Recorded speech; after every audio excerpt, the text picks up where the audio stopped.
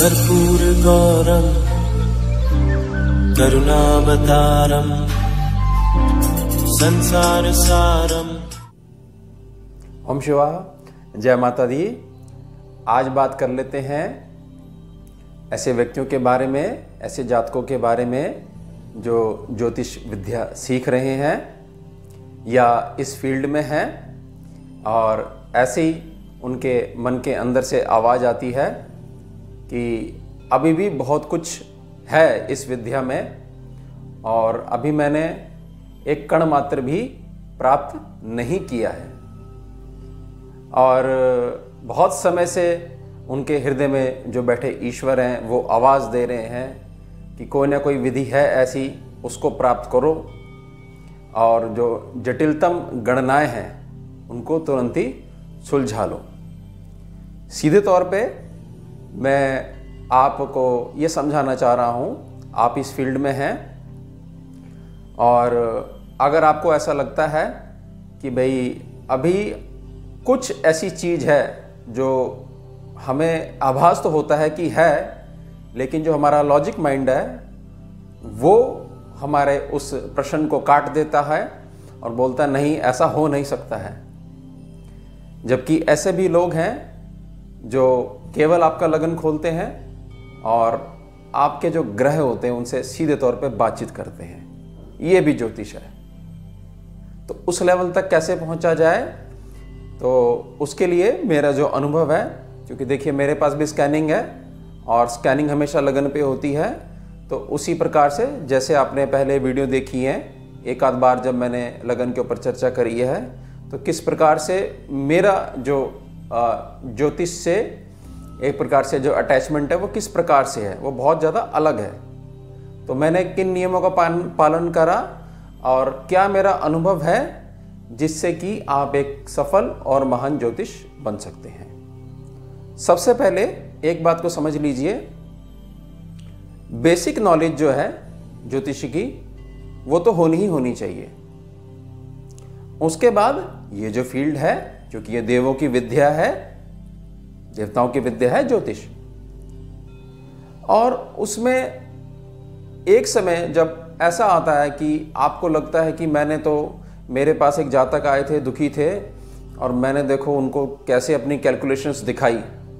मैंने उनको ये बता दिया कि 3 दिन पहले रात्रि के समय आपके घर में क्या भोजन पका था।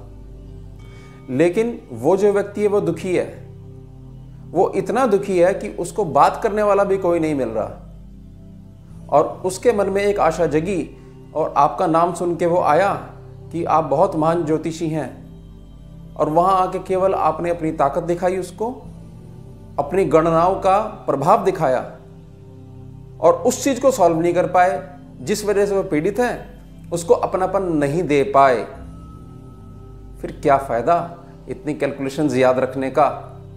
गणित तो है, लेकिन इस विद्या में एक द्वार दूसरा भी है।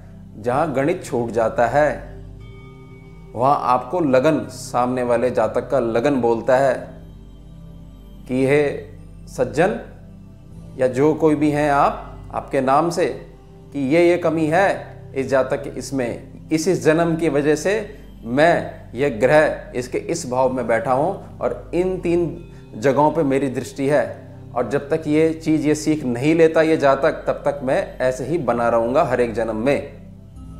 तो वहाँ तक कैसे पहुँचा जाए, तो 3 नियम समझ लीजिए, इनको मैं आपको बताता हूँ और नोट कर लीजिएगा इसको बहुत अच्छे से। पहला नियम है नित्य एकादश माला माँ कामधेनु गायत्री की करना। कामधेनु गायत्री, कामधेनु भी कहा जाता है माता को। नित्य एकादश 11 माला, रुद्राक्ष की माला हो 108 बीजों वाली, जिसमें से कि 100 गिने जाते हैं, 8 नहीं गिने जाते, तो ऐसी 11 माला करना रोज माता गायत्री की। कैसे करना,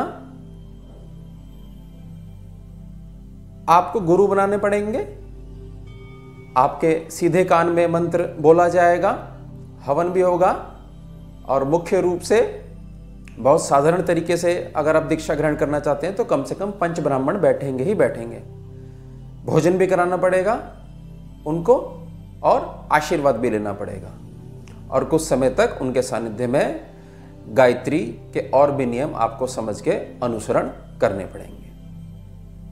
ये आवश्यक है कि जो आपके गुरु होंगे वो भी गायत्री करते होंगे, केवल यही नहीं कि केवल ब्राह्मण देव हैं और उन्होंने आपको दीक्षा दे दी।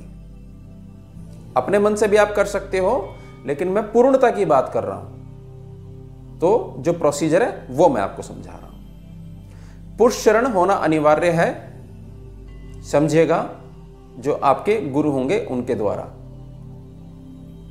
या गुरुदेव ने किसी शिष्य को आगे दे रखी होगी कि जाओ तुम गायत्री दे सकते हो, वो तपोबल की सिद्ध अग्नि से ही सिद्ध हो पाता है। खैर वो अलग बात हो जाएगी, थोड़ा सा डीप में चला गया मैं। उसके बाद मंत्र की पालना भी आपके गुरु करते होंगे। पालना, मंत्र की पालना बड़ी जरूरी होती है। तो वो जो नियम है, अगर आप ऐसे माला करते हो तो आप देखोगे ज्योतिष की जो छुपी हुई चीजें हैं, जो कि एक पर्सनल तपोबल के आधार पे ही बाहर निकल के आ पाती हैं, तो वो आप बड़ी आसानी से अपने अनुभव के आधार पे उसको बाहर निकाल लोगे। लगन वही होगा, ग्रह वैसे ही बैठे होंगे, लेकिन जब आपके जीवन में गायत्री आ जाएगी और 1.25 महीने लगातार उसको करते रहोगे तो धीरे धीरे वही लगन बोलने लग जाएगा, आपका दिमाग अपने आप दौड़ने लग जाएगा। तो ये एक नियम है, ये पहली सीढ़ी है वहां तक पहुंचने के लिए। आपकी कैलकुलेशन ऐसी होंगी कि आपने बोल दिया वो होगा ही होगा, उसके लिए गायत्री को जपना बहुत ज्यादा जरूरी है। समझ लीजिएगा इस बात को। ये हो गया पहला नियम। अब दूसरा नियम, नित्य लालिमा धारण किए हुए भगवान सूर्य नारायण की पूजा एवं त्राटक करना। भोर के समय जो लाल सूर्य देव होते हैं भगवान सूर्य नारायण, उनकी पूजा करना और कुछ देर उनको प्रेम पूर्वक निहारना, त्राटक करना, लगातार टकटकी लगाकर देखना।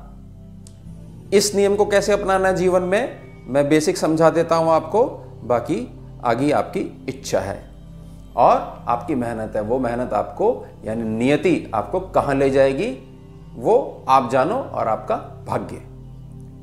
सूर्य उदय का टाइम होता है जो कि बदलता रहता है मौसम और ऋतुओं अनुसार, ठीक है।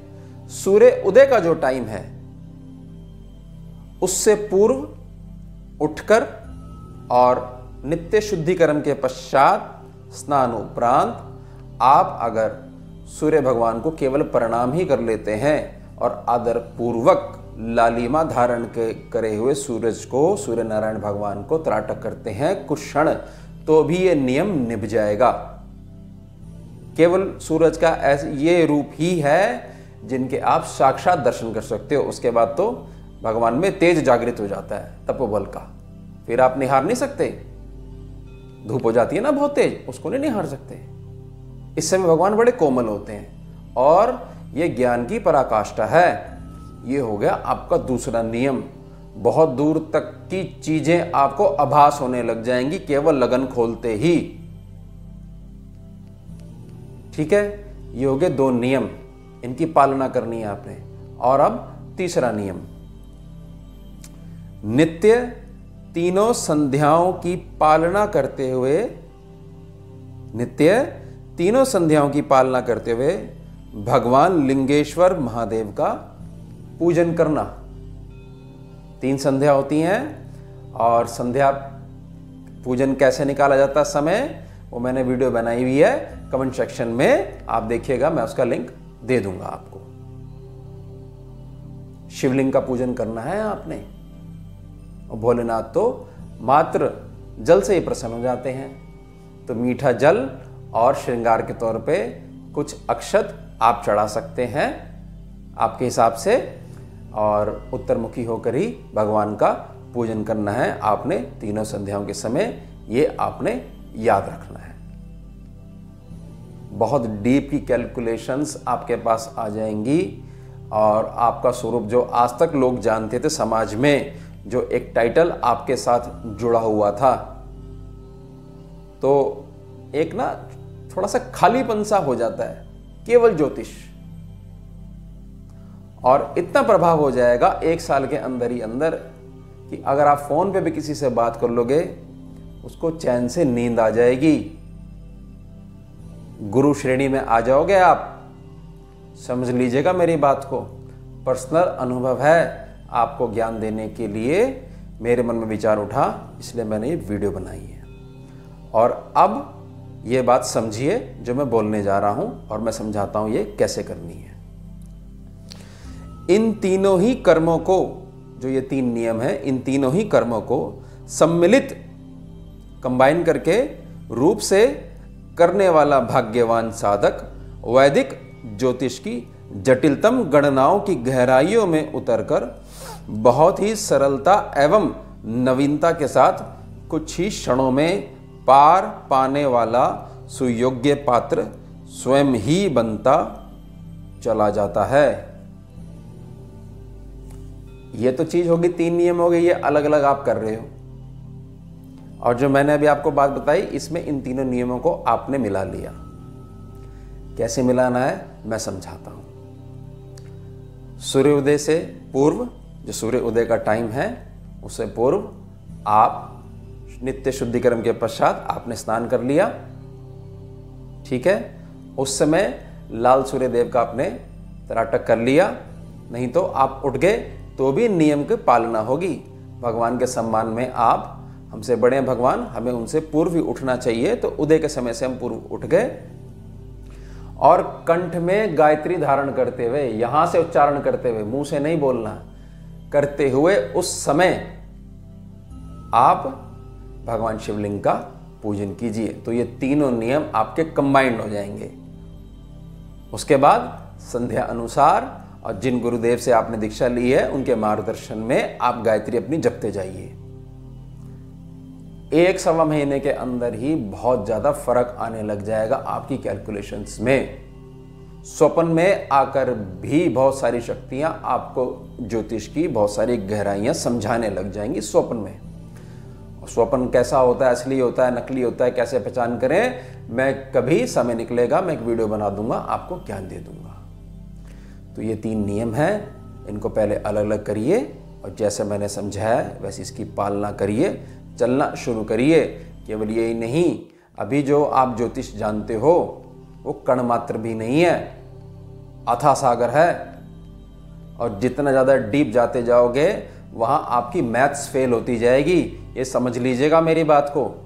ग्रह अपना रीज़न बताएगा कि क्यों मैं यहाँ पर बैठा हुआ हूँ, क्या इसने ऐसा कर्म करा, कितने जन्मों से मैं यहाँ बैठा हुआ हूँ, मैं क्यों फल नहीं दूंगा या क्यों दे रहा हूँ, ये बोलने लग जाएगा ना जब आपको ग्रह, तब देखिएगा आप कितना कल्याण कर पाओगे समाज में।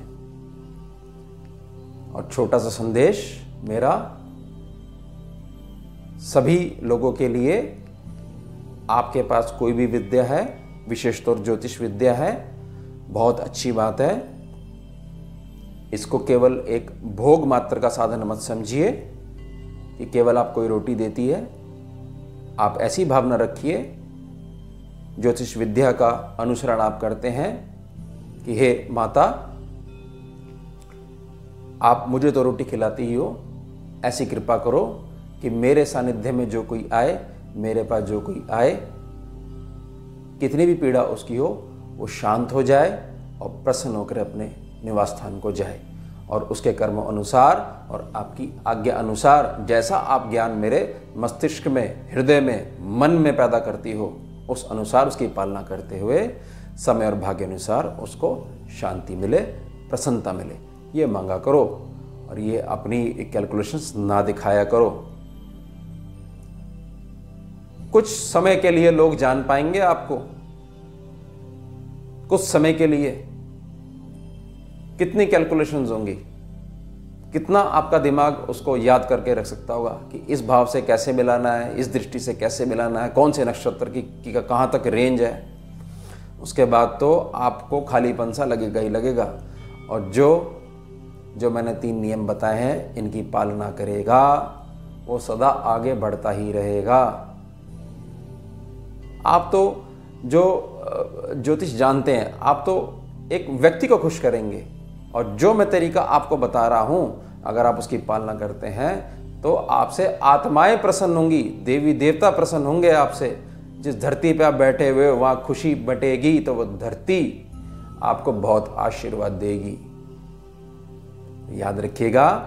और कोई बात आपको ना समझ में आई हो, वीडियो से रिलेटेड कोई भी आपका प्रश्न हो तो आप कमेंट सेक्शन में कमेंट कर दीजिएगा। कुछ भी आपको पूछना हो, जैसा मुझे समय लगेगा मैं आपको ज़रूर रिप्लाई करूँगा। और चैनल को सब्सक्राइब कीजिए, बेल आइकन प्रेस कीजिए, जुड़िए, जोड़िए। और अगर आपको ज्ञानवर्धक वीडियो लगी हो तो आप वीडियो को लाइक कीजिएगा और अन्य मित्रगणों के साथ इसको शेयर कीजिएगा। ओम शिवा, जय माता दी। सारम भुजगेन्द्रहारम कर्पूर गौरम करुणावतारम